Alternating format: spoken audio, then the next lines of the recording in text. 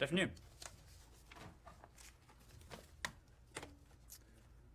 A couple items at the top, and then I'll take your questions. I'm sure you all have seen the recent travel advisory updates for Ukraine and the announcement that came out just a short time ago. So let me start by saying this. We don't take this sort of action without the most thorough deliberation.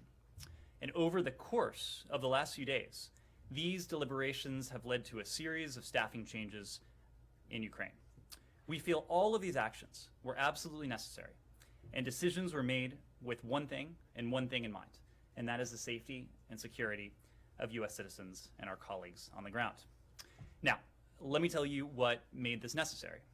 Russia's continued escalation and seriously threatening military posture, as we have all seen in recent weeks and recent days. We are basing our assessment on what we are seeing on the ground with our own eyes, which is a continued and unprovoked Russian buildup on the border with Ukraine and no accompanying evidence of de-escalation.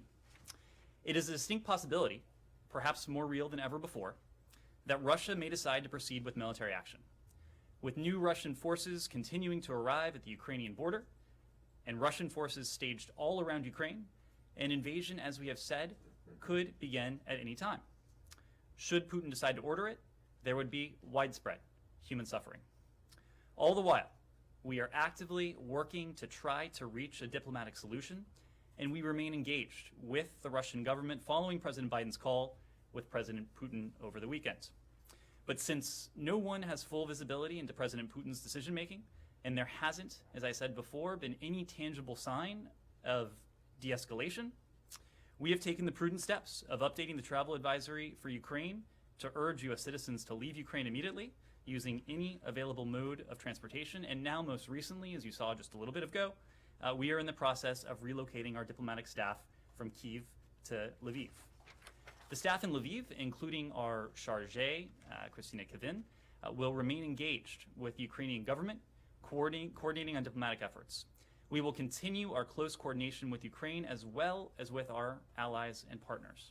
Russia, if it sought to do so, has failed in its goal of dividing the United States and our allies and partners. If anything, we are more united as we confront Russia's threats and aggression. We are intensifying our efforts to deter Russia and to impose costs should Moscow decide to go ahead with military action. Whatever happens next, we are resolute in our support for Ukraine's sovereignty, for Ukraine's territorial integrity, and we will continue our assistance to the people of Ukraine. It remains unclear to us whether Russia is interested in pursuing a diplomatic path as opposed to the use of force.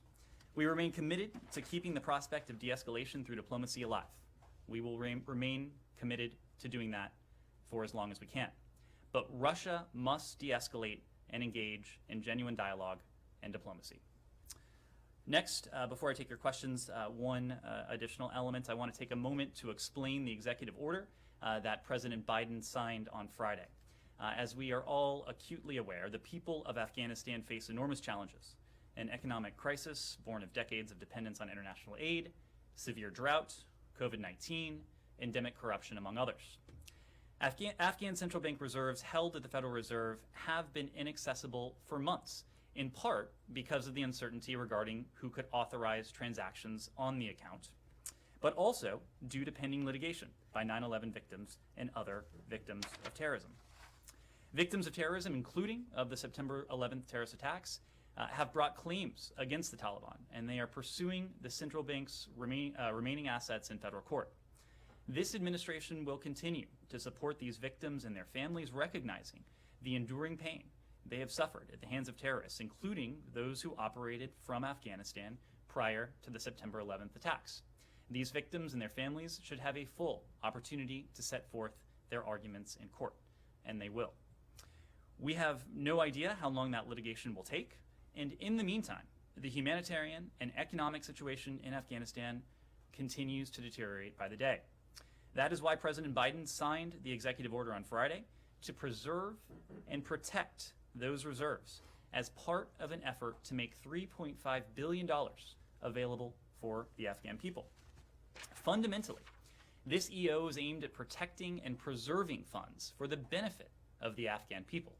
And we've taken further steps to set aside $3.5 billion for such uses to try to clarify that they cannot be attached or seized. The objective is to make these funds available for the Afghan people without having to wait for the full court process to conclude. No decision has been made about how these funds will ultimately be used to benefit the Afghan people, many of whom are also victims of terrorism. Whatever mechanism is established, it will be designed to minimize the risks the funds end up in the hands of the Taliban or other sanctioned individuals or groups. It is ultimately up to the courts to determine whether the remainder of these funds should go to victims of terrorism who hold judgments against the Taliban. These funds will continue to be the subject of ongoing litigation in U.S. courts by victims of terrorism. These victims and their families, as we've said, should have a full opportunity to set forth their arguments. This action marks a significant step forward in the United States' effort to authorize the transfer of a significant portion of the funds to meet the needs of the Afghan people. I want to reiterate, Friday's executive order was a step towards making a significant portion, $3.5 billion of these funds, accessible to the Afghan people. And this action demonstrates that America's ties to the people of Afghanistan, built during 2 decades of working side by side, are steadfast and enduring. And with that, I'll be happy to take your questions. Thanks, Ned. Can I just, on Ukraine, your comments just now and the decision to close the embassy, move to Lviv, would seem to suggest that you don't put a lot of faith in the comments that Foreign Minister Lavrov made this morning about, there's still time for diplomacy to work here. Is that a fair assessment of your understanding? We have taken note of his comments. What we have not taken note of is any indication of de-escalation. We have not seen any tangible, any real sign of de-escalation. We have been consistent that we want to pursue the path of diplomacy. We want to resolve this through dialogue, through diplomacy, through communication. We hope the Russians have a similar willingness. But we've also said that in order for diplomacy and dialogue to succeed, it has to take place in the context of de-escalation. And we have not seen anything resembling de-escalation. There is not that context yet. If Foreign Minister Lavrov's comments are followed up with concrete, tangible signs of de-escalation, we would certainly welcome that. We have not seen that yet.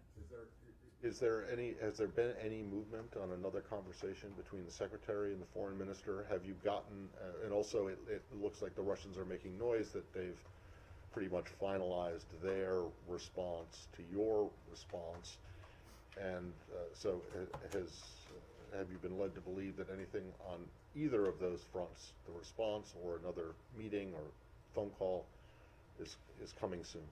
Well, we've seen the comments from the Kremlin, from Moscow today, indicating that their response, in their words, has been finalized. It's been, I believe, over 2 weeks now since we dispatched our non-paper to Moscow. We've yet to see a response. That remains accurate as of today, as of this moment. But we will, of course, carefully review the Russian written response when we do receive it. As you know, Matt, over the weekend, President Biden hasn't had an opportunity to speak to President Putin. That call was preceded by a phone call that Secretary Blinken had with Foreign Minister Lavrov while we were in flight. During that first call, the call between Secretary Blinken and Foreign Minister Lavrov, Foreign Minister Lavrov indicated what the Russians seem to be indicating now publicly today. Namely, that is that they were finalizing at the time, the written response that they intended to transmit to the United States, a response that would carry the imprimatur of President Putin. We have yet to receive that, but the foreign minister did indicate a willingness on the part of the Russian Federation to engage in dialogue once that response was received. Now, there was no discussion, no specific discussion as to when that dialogue would take place. We don't have anything scheduled at the moment. The next step will be the receipt of the Russian response. We'll, of course, need a bit of time to evaluate it. But as we've said, we are prepared to engage in diplomacy. We hope to engage in good faith dialogue and diplomacy. But in order for it to be good faith, of course, that will require the Russians to respond in kind. In order for this to bear fruit, it will also have to take place in the context of de-escalation, and that is just not something we've seen to date. Okay. And Mr. Lavrov or anyone else hasn't given you any indication of what the content of the response might be. No, we've seen various public characterizations of the Russian view of our non-paper, of the non-paper that was sent over by NATO, but we'll have to wait and see what's actually in the Russian response. Francesca.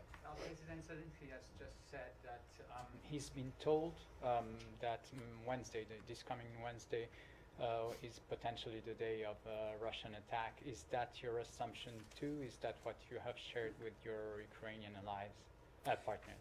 Well, so I'm not going to go specifically into a great deal of intelligence. What I can say, let me start by what we're not saying. We are not saying that President Putin has made a final decision.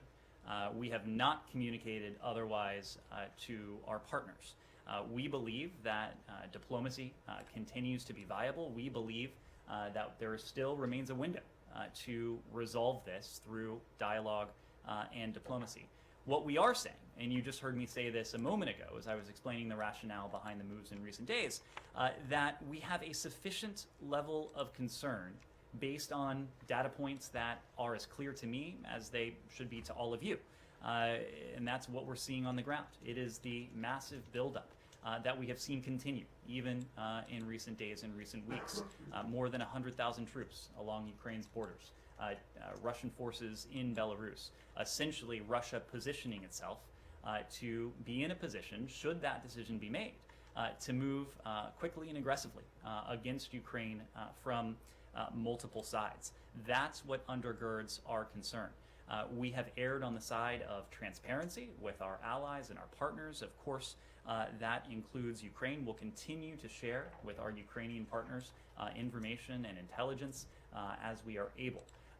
But at this point, our assessment has not changed. We believe that a window remains open to resolve this diplomatically. That is certainly the course we prefer. It is a course we will continue to pursue for as long as we have a partner on the other side. And to follow up on Matt's question on any engagement with Lavrov, is it at this point a de-escalation? Is it a precondition to any further in-person engagement with Prime Minister Lavrov or not? We are open to dialogue, but again, in order for that dialogue to lead to anything, in order for it to be effective, it would need to take place in the context of de-escalation. Right now, the Russian military buildup along Ukraine's borders, along Ukraine's borders and in Belarus, has created a very tense and challenging situation.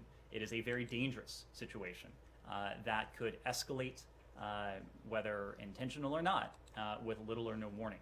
We want to see de-escalation, both for the sake of this dialogue and diplomacy bearing fruit and resolving this peacefully, but also in an effort to lower the risk of conflict, to lower the risk of this turning very bad very quickly. That is our concern right now. We have not seen that de-escalation. We don't yet know that President Putin has made a decision. That is why we think diplomacy continues to be viable, but we need to see de-escalation in order for that diplomacy. What does de-escalation mean? I mean, you guys always talk de-escalation, but you never defined that. Well, we have talked about it. We've seen escalation on the other side, like troops going to Romania, Poland, airplanes and so on, First of all, I would take issue with that. What we have done is to prepare for either course that the Russian Federation may take. Again, we are prepared and we have engaged in dialogue and diplomacy. We've done that in concert with our allies and partners, but we're also prepared for the course of defense and deterrence, knowing that President Putin may well decide to order an invasion and now has the ability to do so in short order. Everything that we have done, Saeed, has been in the vein of defense and deterrence. It is not NATO that is threatening Russia. It is not Ukraine that is threatening Russia. NATO is a defensive alliance. What we have done is reassure including through measures that the Department of Defense, the President has spoken to reinsure and to reinforce our allies on NATO's eastern flank, and to provide Ukraine with defensive supplies that Ukraine would need to defend itself should Russia make the decision to move forward with an unprovoked attack against Ukraine. That is not in the vein of aggression. That is quite the opposite. That is in the vein of defense and deterrence. In terms of the steps Russia would need to take, I'm not here to define what Russia needs to do. There are a range of steps that the Russian Federation could take that would signal de-escalation. There are more than 100,000 forces arrayed along Ukraine's borders. There are thousands of forces in Belarus. We've heard bellicose rhetoric emanate from elements of the Russian Federation. All of those things could change. This buildup has taken place in the course of a couple months. In the course of hours or days, we could see tangible signs of de-escalation if Russia makes the political decision to do so. Barbara. President Zelensky, recently suggested very vaguely that perhaps the notion of NATO membership might not be achievable. He said it is for us like a dream. And of course you had the comments from the Ukrainian ambassador to the UK in which he suggested it might be up for some kind of negotiation, although that's been walked back and they've said it's part of the constitution and so on. But there is discussion perhaps on how to respond to this particular crisis and whether NATO membership might be part of that. What are the Americans saying to Ukraine about that? Is that something that you are encouraging? Is that something that you are advising on, some kind of formula that might be a place where there could be a diplomatic solution? Because it seems unlikely there'll be some kind of solution without involving Ukraine's status. Ukraine's aspirations are not a matter for us to decide. Ukraine's aspirations are not a matter for any other country to decide. We've been very clear about this, and this is at the core of what we've been saying in terms of that diplomacy. There are some areas where, through the course of good faith discussions and negotiations, we think we could improve address some of our own security concerns, the security concerns of the transatlantic community, that is to say, the shared concerns of the United States, of our European allies and partners, and also address the stated concerns of the Russian Federation. And we've delineated a number of those. A number of those are now available online to subscribers of El País to see for themselves. So I need not go into them now. At the same time, we've been consistent all along. There are some things that are non-negotiable. Is that something that they have raised with you? I'm not going to go into discussions with our Ukrainian partners, but our message to them, both public and private, has been that no country, no other country should be in a position to dictate the aspirations of any other country, whether that is Ukraine or any other country around the world. We've made the point repeatedly, tensions that Moscow has provoked needlessly, tensions that Moscow has precipitated for no reason. But in many ways, what we are seeing here is bigger than the tensions between Russia and Ukraine, the tensions between Russia and the international community. And that is because what Russia is threatening itself is an affront to the rules-based order that has undergirded 70 plus years of unprecedented levels of stability, of security, of prosperity. If Moscow purports to dictate international borders, if Moscow purports to dictate the foreign policy decisions, if Moscow purports to dictate the alliances and partnerships of any other country, that would be an assault on that order. It would have implications certainly for Ukraine, but it would have implications far beyond Ukraine. And I think that is why you've seen not only the United States, but also the United States and our partners and allies speak up firmly, speak up with one voice to make clear that we would not stand for it, and that there would be profound consequences for Moscow should it choose to move forward with that aggression. Missy.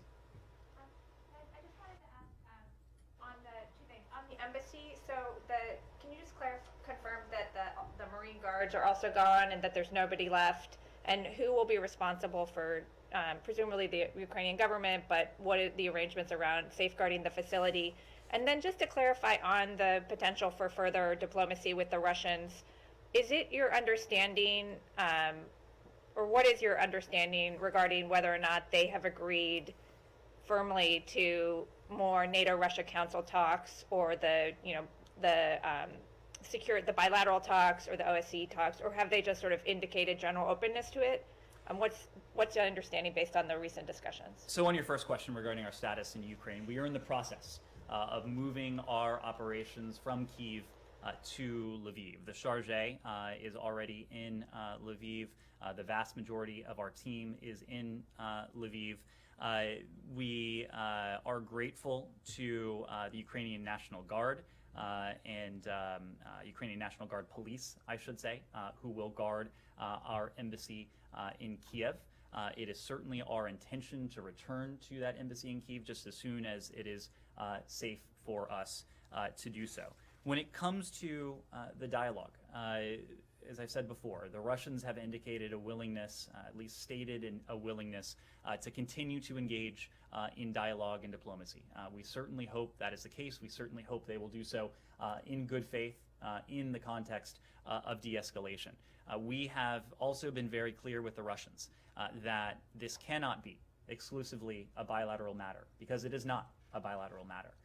This is an issue that involves, of course, Ukraine in the first instance, NATO, Europe, and that is why we have continued to insist that even if, and we hope there is, additional bilateral contact between the United States and the Russian Federation, that would be accompanied by additional engagement at the NATO-Russia Council through the OSCE. What we know, at the very least, is that any additional bilateral engagement between the United States and the Russian Federation, which again, we hope takes place in the context of de-escalation, we would continue to closely coordinate that engagement with our Ukrainian partners, with our European allies as well. A number of countries are now engaging on a bilateral basis with the Russian Federation, and we think that's a good thing.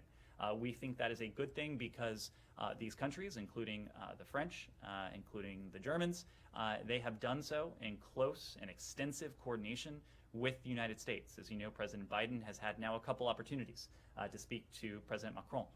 Chancellor Scholz was just in Washington, I believe it was last week, where he met with President Biden. Secretary Blinken was also in that meeting. So we've been in close, regular, extensive consultation with our allies and partners. But as for the next steps, first it's our impression that we'll be in receipt of the Russian response, and we'll have to take it from there. Okay, so of any specific NRC or SSD or OSCE meeting would come, if it comes, after you guys get the response? Well, I can't speak for NATO. I can't speak for the OSCE. What I can say at this point is that there is not another engagement on the books right now. But again, we hope there is one, and we hope there is one that gives way to de-escalation and to the diminution of tensions. Yes, Tracy. Thank you. Following a little bit on Missy's question, can you say for the record why Lviv is really that much safer for American diplomats than Kiev, given the multi-pronged, overwhelming invasion that so many of you are forecasting? Is it a way to just sort of pretend you still have a presence in the country? No, it's a matter of geography, and Lviv's location, of course, affords it a degree of protection that other places in Ukraine may not have. The buildup of forces on Ukraine's eastern borders, the buildup of forces along its northern border with Belarus. Of course, that has implications for large swaths of Ukraine, including Kiev. We have made the determination to move our operations to Lviv out of consideration for the safety and security of our personnel on the ground. And when you say the vast majority of our team is there now in Lviv, do you mean the vast majority of the original full embassy, or you mean the vast majority of the core team? Well, we've been drawing down our embassy presence for Right. some time. As you know, we went to ordered departure for dependents. We went to authorized departure for some of our staff now a number of days ago. With the ordered departure, we have drawn down further. Some of those members of our team have returned to the United States. Others are going to other locations inside of Europe. Now we have a core team that remains in Ukraine.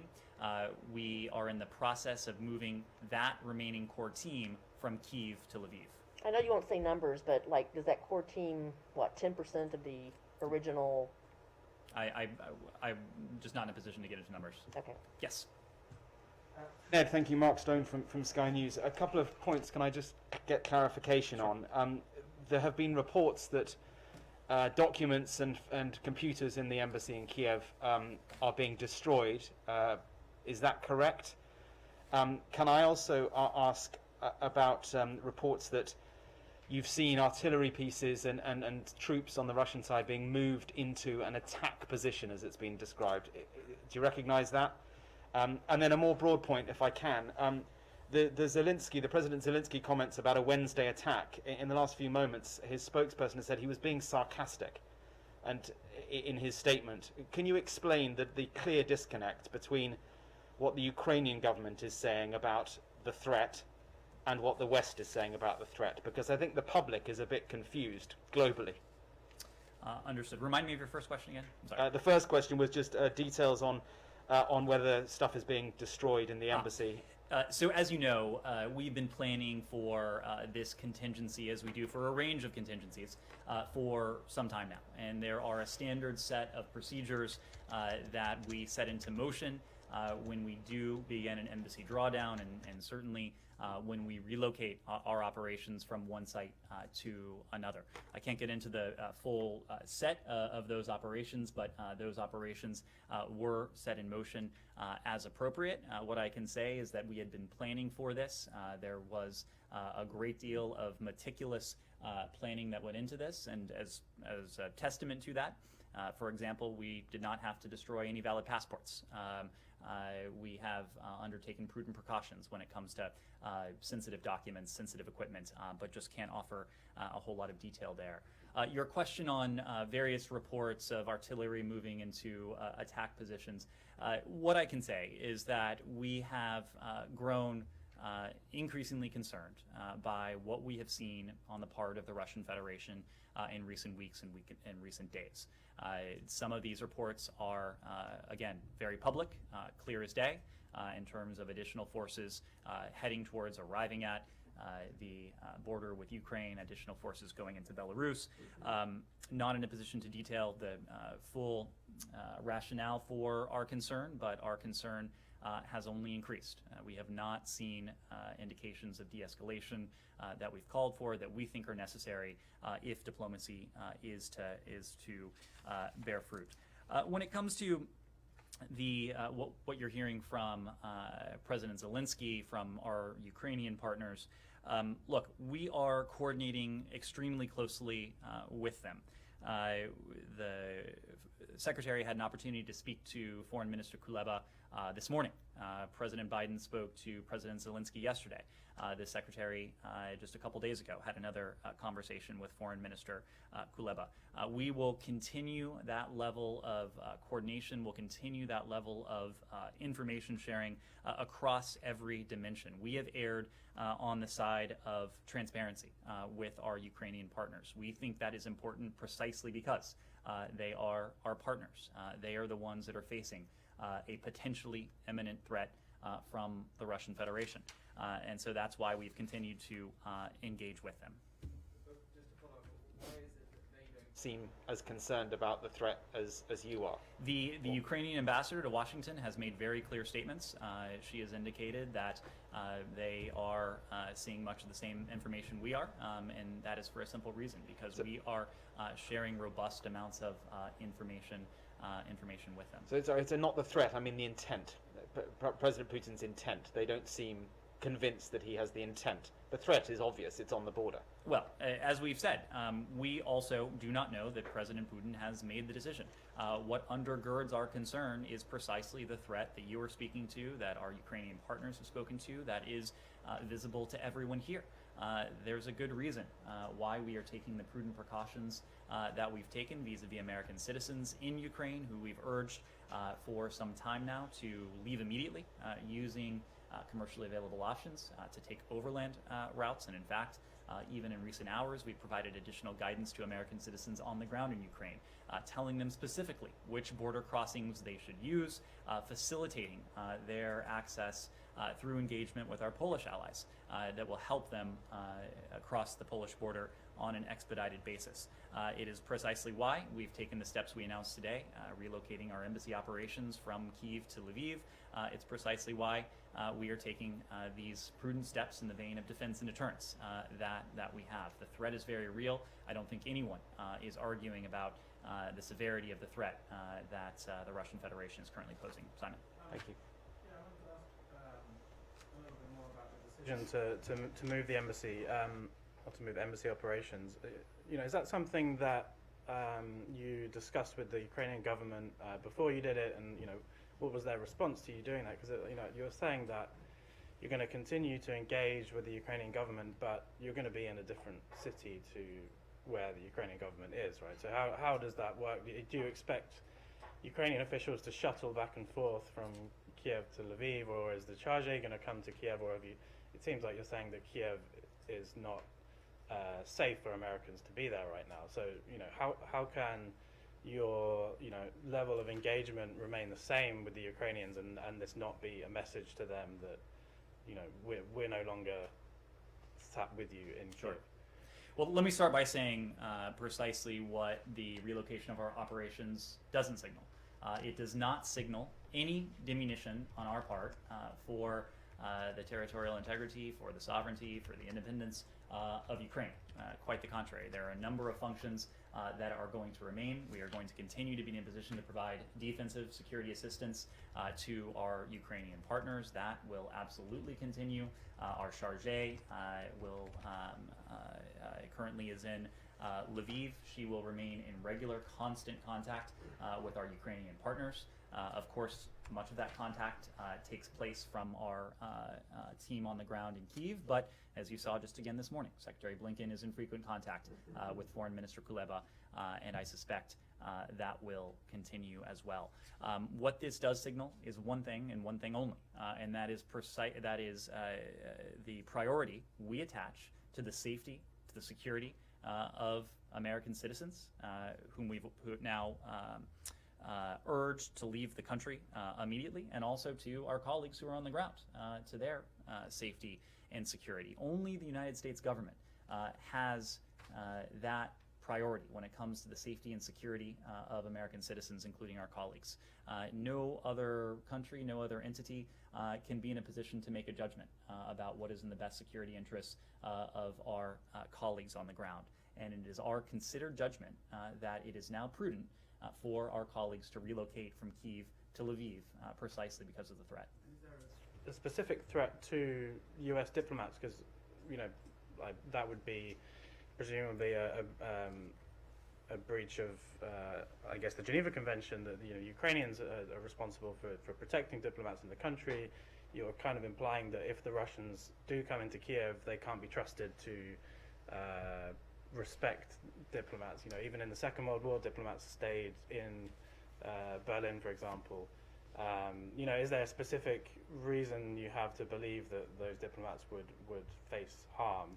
We're not here, and this move does not indicate there's any specific threat to American personnel on the ground in Ukraine. But what we do know is, given the capabilities that the Russians are poised to deploy, should President Putin make that decision, that incursion into Ukraine could entail massive violence, massive destruction, and the loss of life would not discriminate between Americans, Ukrainians, others. And so it is, in our considered judgment, a prudent step for our team on the ground to relocate from Kiev to Lviv. We've talked about the geographic reasons why Lviv is a prudent step at this point. But again, this is not out of concern that our diplomats would be any more under threat than anyone else. Yes, Rosalind. Yeah, I have a couple of questions. One, Chancellor Schultz is on his way to Moscow. Has the administration contacted him, gotten a sense of what's really happening in Kiev right now? And is the U.S. giving him a message to give to President Putin? And then my other question is, and it follows on Simon's point, what is the U.S.'s commitment to ensuring that the Zelensky government or any democratically elected government in Ukraine remains intact and does not become a proxy state for Moscow? When it comes to our German allies, as I alluded to already, Chancellor Scholz was only recently at the White House. He had an opportunity to sit down with President Biden. Secretary Blinken was in attendance for that meeting as well to discuss our joint and shared approach to the crisis that Moscow has needlessly provoked. And it is a joint approach. You heard that from Chancellor Scholz when he was standing next to President Biden at the White House. You heard that from Chancellor Scholz even in recent hours in terms of his comments about the strong, unified response that would befall Moscow were it to pursue the path of aggression. So we are in regular contact with our German allies, our embassy in Berlin, but also here from the State Department. I fully expect that high-level engagements will take place in the coming days with our German allies. As I said before, there are a number of countries, the Germans, the French included, that have engaged at senior levels with the Russian Federation. We have all been doing this with that core precept in mind. Nothing about without when it comes to the United States, and the close coordination, the close consultations that we have engaged in, those have been reciprocated from our allies who themselves have engaged with the Russian Federation. Look, I don't want to get into a hypothetical when it comes to what may happen next. Our goal is to deter. Our goal is to do everything we can to prevent a conflict from breaking out. That is why we continue to leave open the possibility for diplomacy, not only to leave that open, but to very clearly indicate in no uncertain terms that it's our preference. We are ready and willing to continue discussions in close concert and consultation with our allies and partners regarding means to de-escalate this. What is required for that to bear fruit, however, is de-escalation. And there is only one side that has escalated. There is only one side that is in a position to de-escalate, and that is the Russian Federation. That is yet what we have to see. Very clear to the Russians, one of the things that they have looked at is what they consider an encroaching opposite political philosophy on their borders. Can you categorically say that the U.S. will not stand for a change of government in Ukraine in order to end this crisis? There is a democratically elected government in place in Kiev. It is up to the Ukrainian people through the course of democratic elections to choose their leaders. It is not up to any other country to do so. Can I change topic? Sure. I have a couple of questions on the Palestinian issue. We seem to be where we were a year ago with the Sheikh Jarrah situation. There has been an increased aggression by the settlers. There's a guy who placed an office there. I know that you have spoken against this before. You've spoken against the expulsion of Palestinians. But why can't you make it very clear in no uncertain terms that we will not stand for this, that this must end? Said, we've engaged on this publicly. We've also engaged on this privately. What we have said publicly is that, well, first, let me say that we're following very closely developments in Sheikh Jarrah, both on the ground and here from Washington, and we're deeply concerned by the events of this past weekend. We said this many times before. We believe it is critical for all parties to refrain from unilateral steps that have the potential to exacerbate tensions and to move us further away from efforts to advance a negotiated two-state solution. We have and we are strongly urging all parties against inciting violence, and we are urging calm on the part of all parties. But it's the Israelis that are really taking the steps. They are your closest allies. I'm sure you wield a great deal of influence and pressure on them. Why can't you say this Sheikh Jarrah situation must end? You cannot expel people from there. Said, you alluded to this yourself. We have made very clear our position on those families who call Sheikh Jarrah home, in many cases over the course of generations. Again, our priority is to see to it that all parties refrain from steps that have the potential to exacerbate tensions or to move us further away from the end state that we hope to see, and that's a two-state Why solution. are the Israelis not heeding your call for them to refrain from taking unilateral steps? Said, I am not here to speak for the Israeli government. I'm here to speak to our policy and to our approach. And our approach is to do everything we can to keep tensions at bay, to urge calm, to work with the parties to do just that. Yes, Francesca. Any update? We've seen very positive comments on the progress made in Vienna by Josep Borrell, by the Russian delegate there. Do you share that positive comments? You guys have said before this round of talks resumed last week, we will see very, very quickly if there is a political will decision to make a deal. Have you seen that? So, Francesco, as you know, the special envoy and his team remain on the ground in Vienna. I have to say that we are going to be a bit more circumspect in terms of progress that we may be seeing on the ground in Vienna, precisely because we are in the final stages of what is, by any measure, a complex negotiation with key stakeholders. The fact is that this is the final decisive period during which we'll be in a position to determine whether a mutual return to compliance with the JCPOA remains a possibility. Our European partners, as well as China and Russia, all of us urgently seek to achieve an understanding, but time is almost out. Time is very quickly ticking away.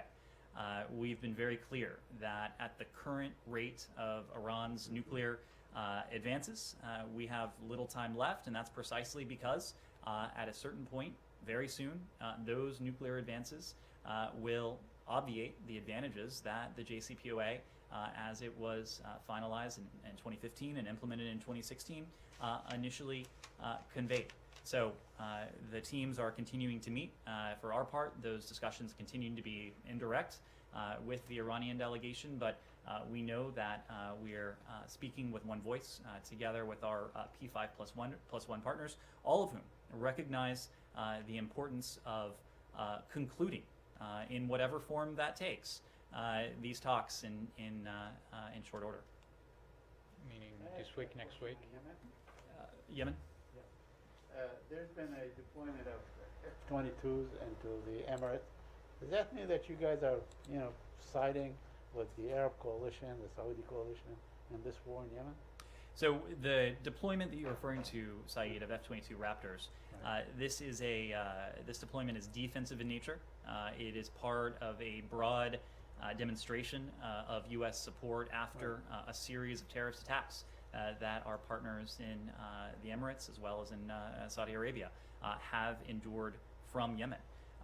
The Department of Defense, in the same vein, has sent a Navy-guided missile destroyer, the USS Cole, to partner with the UAE Navy, and they'll continue to provide early warning intelligence, and they'll collaborate on air defense. So collectively, I think you will see that we are committed to helping our Emirati partners defend themselves against the aggression that we've seen emanate from Yemen. We stand with the UAE as a strategic partner. That's the signal we're sending. But such a step is not likely to shorten the war, is it? I'm sorry, say that again?